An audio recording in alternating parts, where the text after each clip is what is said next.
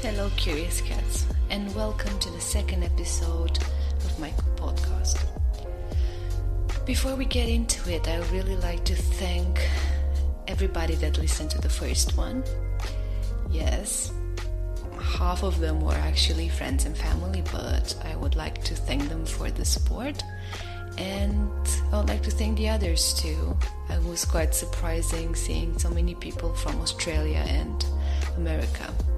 I really hope you enjoyed it and that you'll listen to the second episode too. So without further ado, the person we'll be talking about today is probably someone that you've never heard about. Her name is Eliza Leonida Zamfirescu.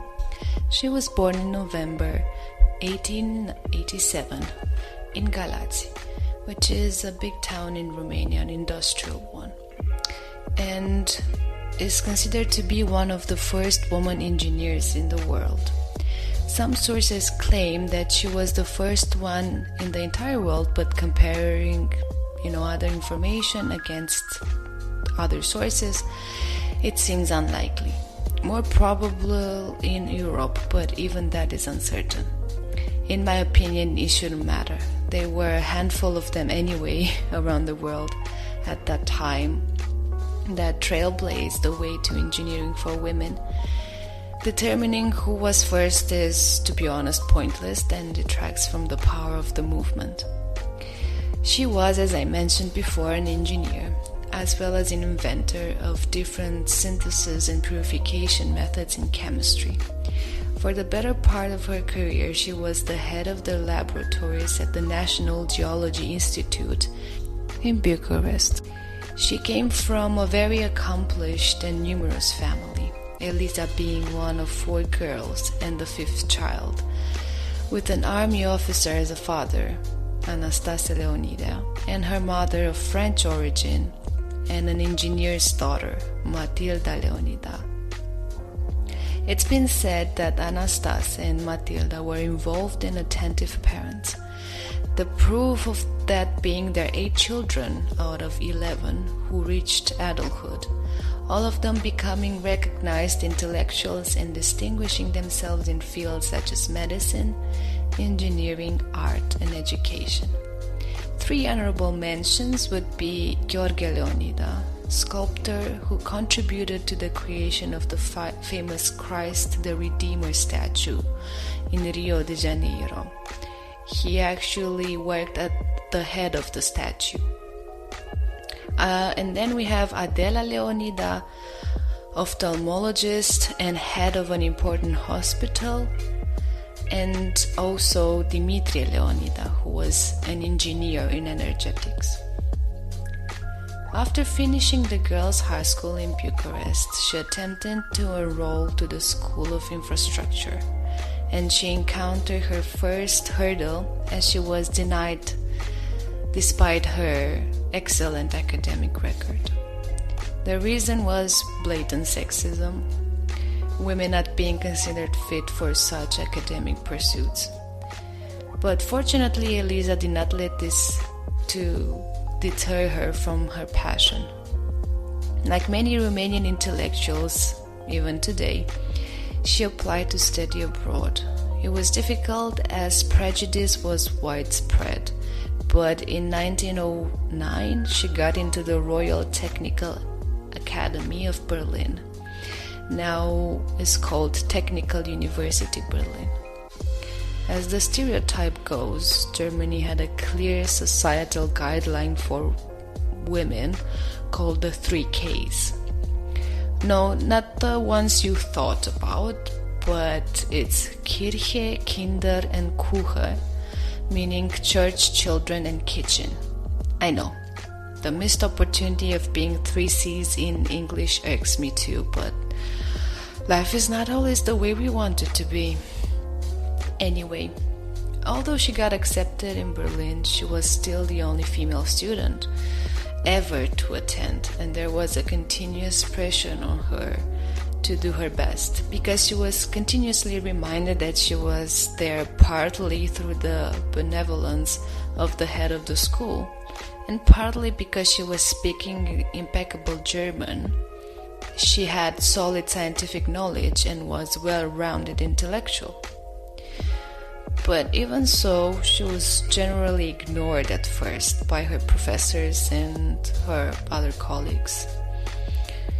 However, she was very resilient and patient, to such degree that at the end of her studies, in 1912, the head of the faculty called her the fleißigste der Fleißigsten, which is roughly translated to the most studious of them all. Because I guess calling her brilliant or intelligent would make his sexist ego implode, but I guess real change always starts small, isn't it? After this, she was offered a place as an engineer at the BASF, currently the largest chemical producer worldwide. But she refused, opting to return to Romania. Diaspora can be a lonely place sometimes. But ironically, finding a job back home, although she was hunted down by such big companies in Germany, was really difficult. Eventually, though, she found an opening at the Geology Institute in Bucharest. Now, the way the Romanian press reported on her being the first woman in Germany and Romania to get a bachelor's in engineering is absolutely hilarious. The rough translation I found in a Romanian paper, Minerva, in 1912 is kind of like, and I quote, "One of our compatriots, Miss Eliza Leonida, instead studying philology or medicine, or even worse, law, she studied engineering in Berlin." Quotes like this remind me that some people lack self-awareness and don't know that praise shouldn't feel like a slap in the face. But I digress.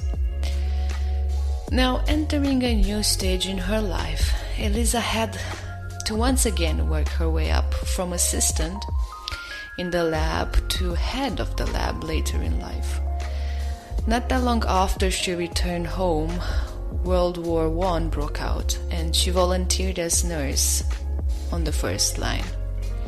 She especially distinguished herself at the Battle of Mărășești, which is the last major battle between Romania and Germany, where she coordinated a small hospital for the wounded soldiers. At the end of the war, she was awarded multiple distinctions, the greatest being the Medal of Honor from the Ministry of France and Romania, on the grounds of being very eager nurse, great devotion, has shown good qualities of willingness to sacrifice and renunciation, bravely withstood the dangers of the epidemic of exanthemic typhoid, especially through her care for French officers with typhoid in Vaslui. This is a quote of the speech that was given when she received this medal. Despite war being one of the worst activities humankind likes to dwell in, Eliza did find a silver lining in the form of a young engineer who was serving as a soldier in 1917. His name was Constantin Zamfirescu, who was a brother of a famous Romanian novelist, Duiliu Zamfirescu. They will proceed to marry in 1918 and will later have two daughters, Mariuca and Ancuța Zoe. One will become an engineer like her mother, and the other one will be a teacher.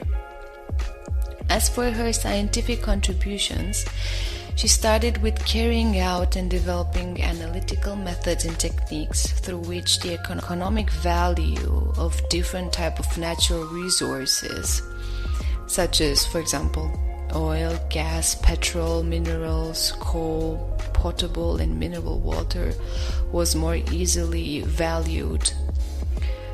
Besides her routine duties in the lab, she did her independent research and published two monographs in 1931 and 1939 on potassium extraction, oil composition and graphite deposits in the Orshova Mountains, which are also found in Romania. She also studied the Romanian waters and developed a method to assess their quality for industrial purposes. Also, interestingly, she created a procedure that enabled the production of copper sulfate, utilized to kill fungi plaguing crops, as well as highlighting the clearing properties of bentonite in wine production, which is still used today for this purpose, usually for white wine. The 85,000 analysis reports that came out under her management from 12 labs were crucial for the economic development of the country. I did a fan math for you, so her academic career was reportedly to be 42 years in duration. She retired at 75 and died at 86, which means around 2,000 reports per year. I have a feeling that during her research she also discovered the method to fuel the human body and mind with pure cosmic energy or something, because that is an insane amount of work. Well, regardless, thanks to her great accomplishments, she was part of different scientific societies, receiving national as well as international recognition. Currently having an honorary place at the National Museum of Geology in Bucharest. And the street she lived on, in the house her father built, got her name in 1993. Since 1997, there is an award in her name for women scientists that brought important contributions. Eliza was also very openly against nuclear weapons. While she was the president of the Committee for Peace at the Geology Institute, she addressed a protest to the Lancaster House Committee in London, insisting on the danger this technology could impose on humanity. After actively going through world wars, I think she had every right to protest. Her and many others' protests reached the UNO, but the current situation of the world serves to underline their unsuccessful attempts. To top it all off, I've read from few sources that claim that she was entitled, after the age of 52, to have a pension on top of her salary. But she renounced the latter. So, conclusion of the episode: if you are born in a family full of geniuses, the peer pressure will be too hard to resist. Your only choice will be to become one hyper-productive mother lover. I mean, I'm joking, partially. That amount of work still flabbergasts me. But I think the actual conclusion of this is that besides brilliance, qualities such as resilience, perseverance can be just, if not more important.